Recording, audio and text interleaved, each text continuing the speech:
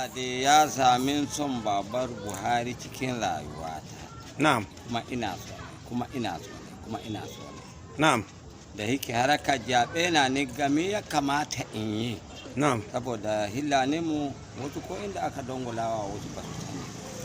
Sai na shiga aikin ba dare ba rana ina gwada musu ga inda aka dongulawa ga yadda aka yi ta yi kyau ga yadda ja ta jama dameji.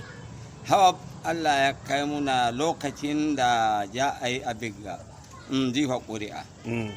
To an ka jefa ƙuri'a kuma mun ka kawo ƙuri'a mu lahiya lau. Masha Allah. Kuma Allah ya kaddara Baba Buhari ya ci wannan jaɓe. Tun lokacin nan cikin daɗin rayuwa nake har zuwa kai. To yanzu gashi ka taho ofishinmu na Hausa Daily Post. Me a tahi da kai? Abin da ya sa ni taho ofisinku na Daily Post.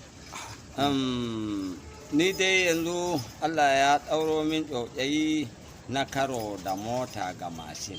Inna lillahi na ilaihi. To yanzu ina nema in ba da kokena ina bukatan dan abin hawa don Allah ya yi min jama'a ya yi min yawace yawo ni kai cikin jama'a in babu abin hawa na yanzu da sanda kake tafiya da ya take da sanda ni ka taya. Inna lillahi. To masha Allah, to Allah shi sa wannan da aka yi domin su ji kuma Allah ya sa wannan haihwan naka ya kai ga Baba Buhari ko wani masoyin Baba Buhari.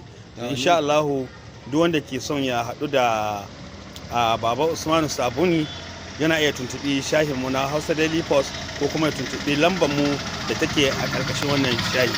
Mun gode Baba, insha Allah za a aika sakon. To kuma rugga ni ke kuma daji ni ka kwana. Babu komai insha Allah in sako ya zo insha Allah za mu neme ka.